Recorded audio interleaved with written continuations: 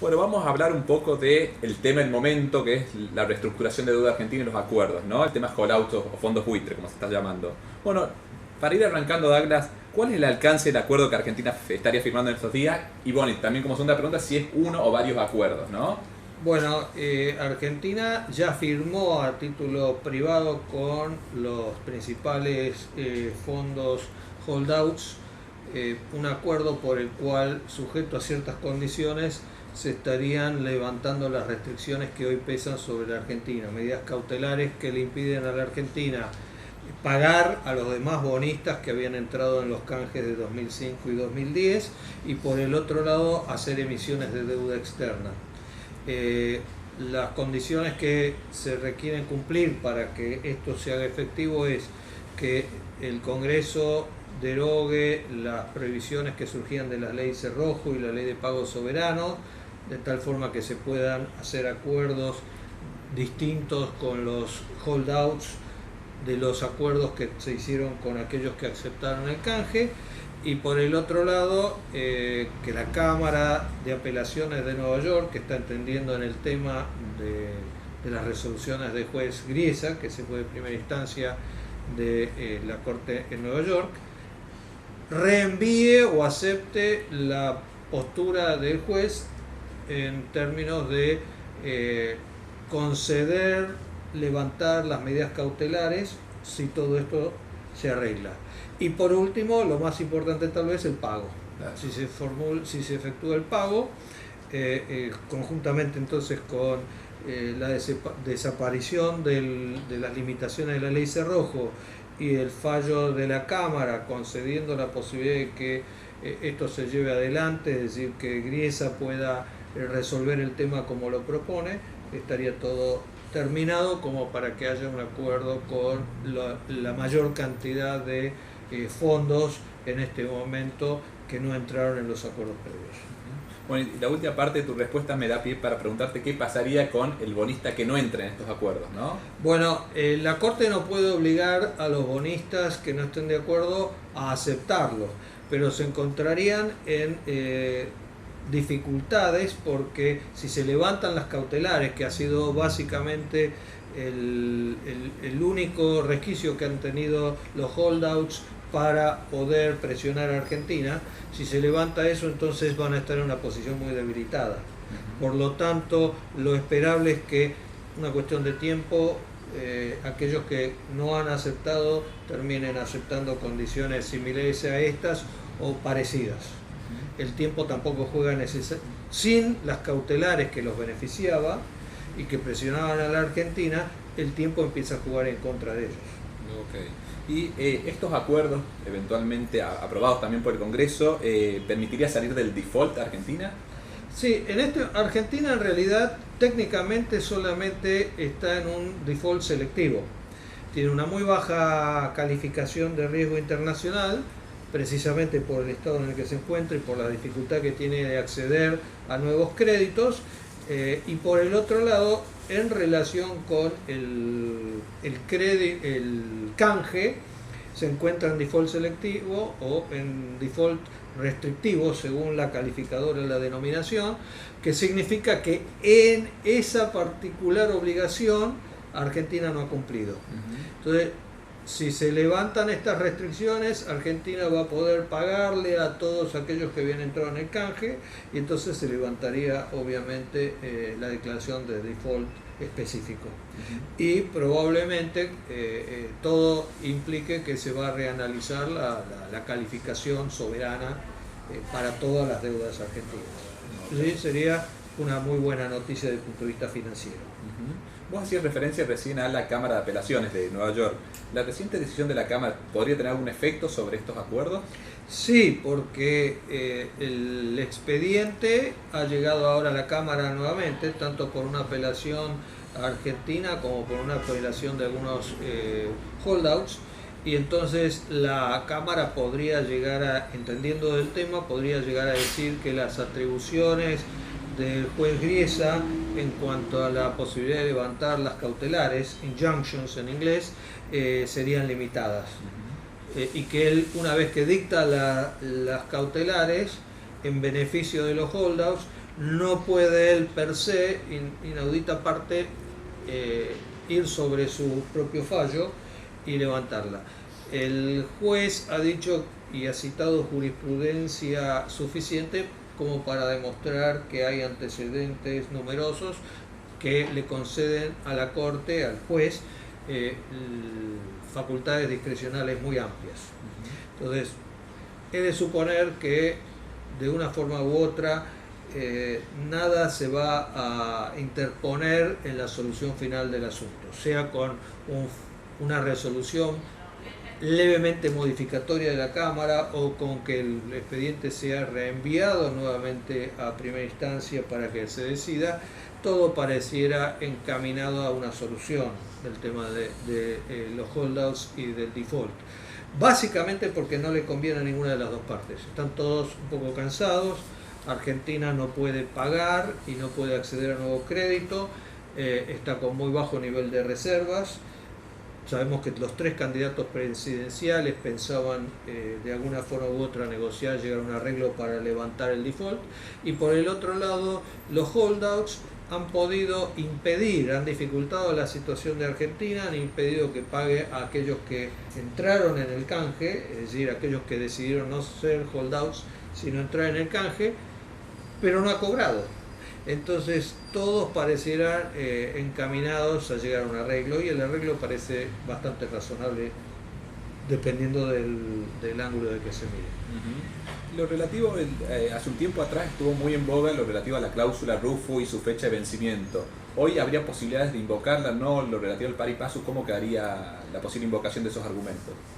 Yo creo que no, yo creo que venció y que no es invocable.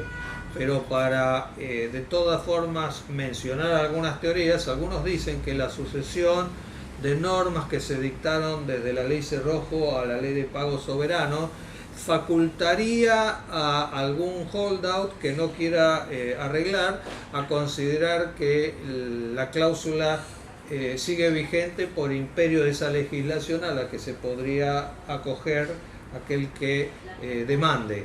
Yo creo que es un argumento bastante endeble, sobre todo porque hay otros argumentos superiores que han sido invocados por la Corte de Griesa, en el sentido del interés público, en el sentido de la buena fe y en el sentido de la equidad, que son argumentos desde el punto de vista jurisprudenciales mucho más fuertes, y la cláusula en sí misma, desde el punto de vista consensual, caducó en diciembre del 2014.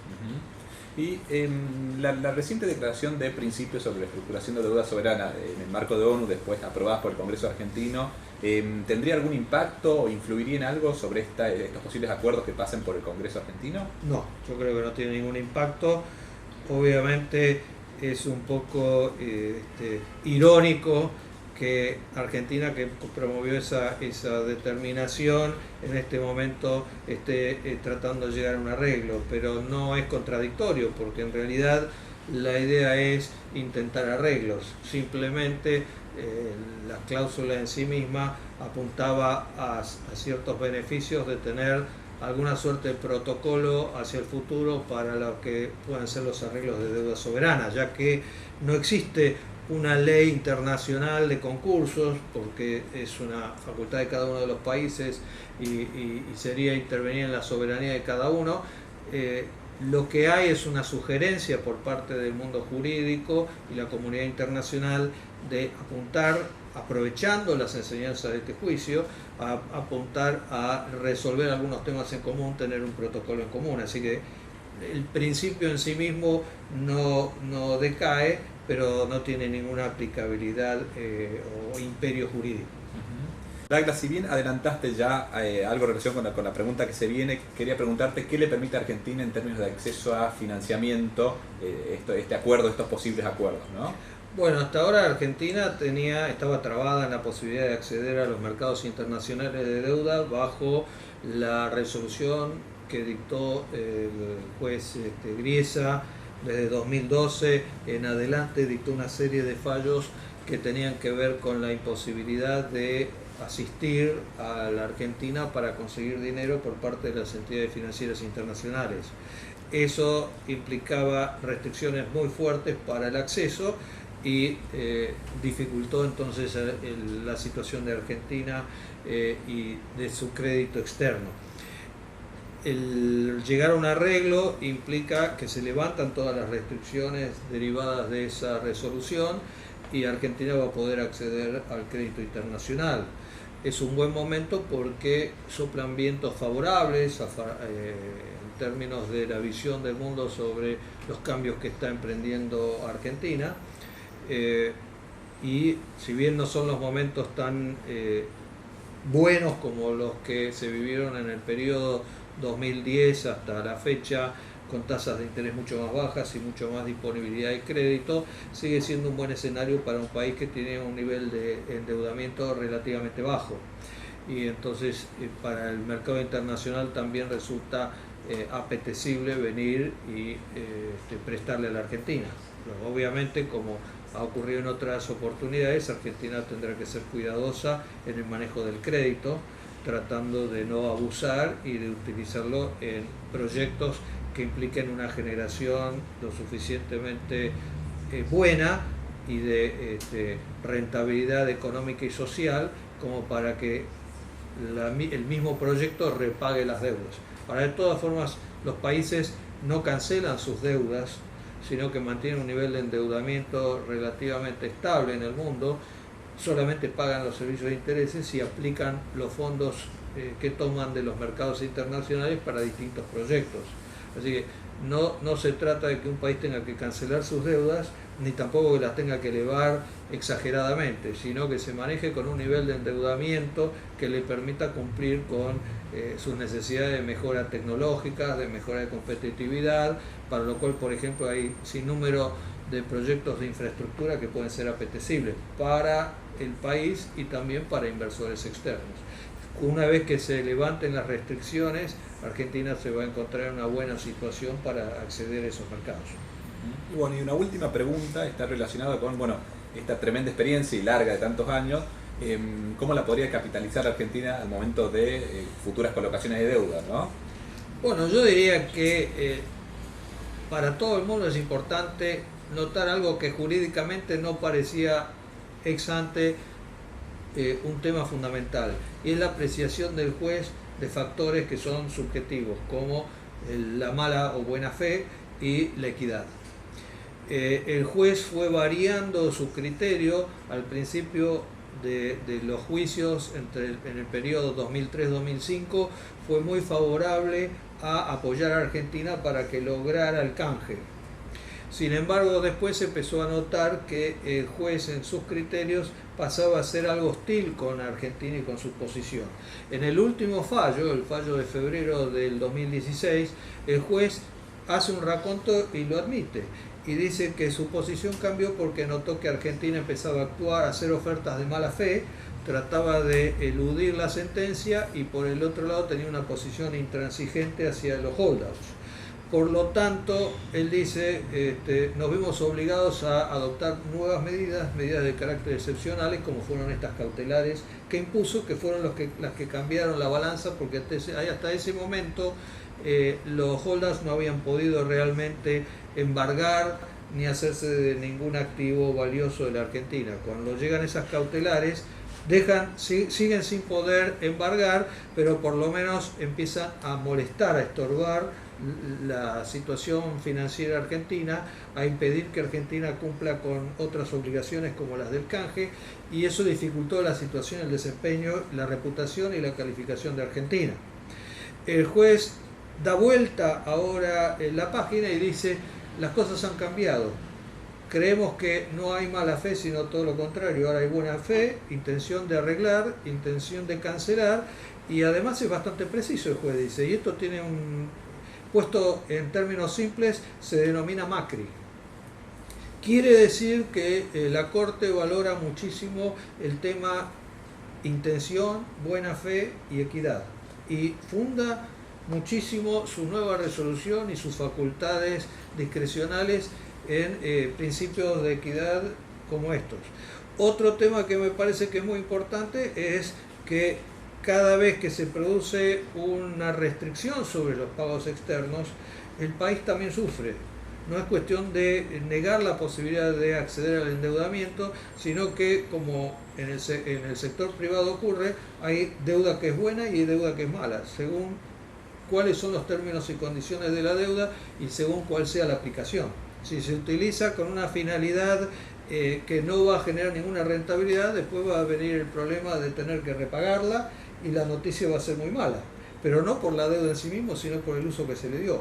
Entonces, todo este episodio sirve para mostrar cuál es la tendencia en materia internacional desde el punto de vista jurídico para los casos de default soberanos, y por el otro lado también para sentar ciertos criterios de cómo se debe manejar adecuadamente la deuda externa de un país. La Constitución Nacional contiene artículos donde le da cabida para el arreglo de la deuda externa al Congreso, y me parece que es sumamente sabio.